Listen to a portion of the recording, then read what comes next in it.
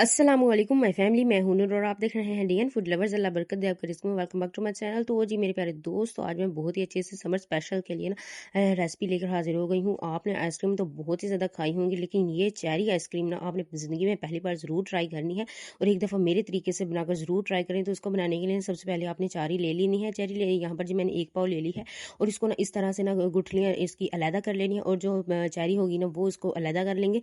तो यहाँ जी फटाफट से मैंने जो है ना चेरी को अलहदा कर लिया और गुठलियों को अलहदा कर लिया है। और यहाँ पर जो एक खूबसूरत सा जग ले लेंगे और इसमें जो हमने चेरी जो तैयार की है वो ऐड कर देंगे और इसमें जो है ना शुगर आप अपने टेस्ट के मुताबिक इसमें ऐड कर सकते हैं और इसको अच्छी तरह से ब्लेंड कर लेंगे। ब्लेंड करने के बाद ना आपने ले लेना है खूबसूरत सा बॉल और साथ ही ले लेनी है हाफ कप आपने ले लेनी है यहाँ पर विपिंग क्रीम आपने ना चिल्ड लेनी है। यहाँ पर जी इसको अच्छी तरह से हमने विप कर लेना है। विप अच्छी तरह से करेंगे चूंकि इसकी ना जो कंसिस्टेंसी वो थिक होनी चाहिए। इससे ना हमारी जो आइसक्रीम है वो बहुत ही ज़्यादा मज़ेदार सी बनेगी। और देखें आपको मैंने बता भी दिया है कि किस तरह से होनी चाहिए इसकी कंसिस्टेंसी।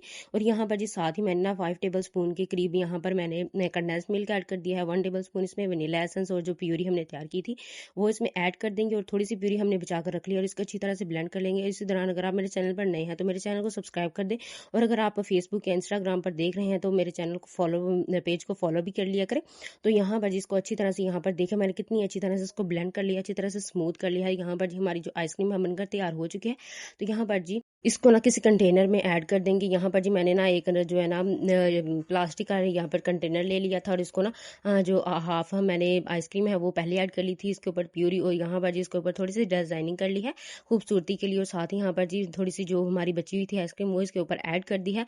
इसको ना बर्तन को अच्छी तरह से साफ कर लें, कोई भी चीज़ ज़ाया नहीं होनी चाहिए। तो यहाँ पर जी बर्तन को अच्छी तरह से साफ करने के बाद जो हमारी थोड़ी सी प्यूरी बची थी वो इसके ऊपर ना डिजाइनिंग के लिए ऐड कर देंगे और इसको ना अच्छी तरह से ना किसी भी चम्मच की मदद से यहाँ पर किसी भी ना टूथपिक की मदद से ना इसको अच्छी तरह से डिज़ाइन दे देंगे। तो यहाँ पर जी हमारी जो आइसक्रीम है इसको ओवरनाइट के लिए यहाँ पर जी फ्रीज़ कर लेंगे। फ्रीज़ करने के बाद ना इसकी ना कुछ लुक इस तरह की होगी। तो मज़ेदार सी ना चेरी आइसक्रीम ज़रूर बनाकर ट्राई करें।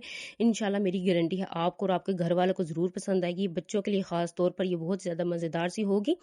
चूँकि गर्मियों में बच्चे बहुत ही ज़्यादा ज़िद करते हैं बाहर से आइसक्रीम खाने की, इसलिए इनको मेरी सलाह है आपके घर पर ज़रूर बनाकर ये ट्राई करवाएं। इंशाल्लाह सबको पसंद आएगी। और अगर रेसिपी पसंद आई हो तो वीडियो को लाइक शेयर और मेरे चैनल को ज़रूर सब्सक्राइब कर दें।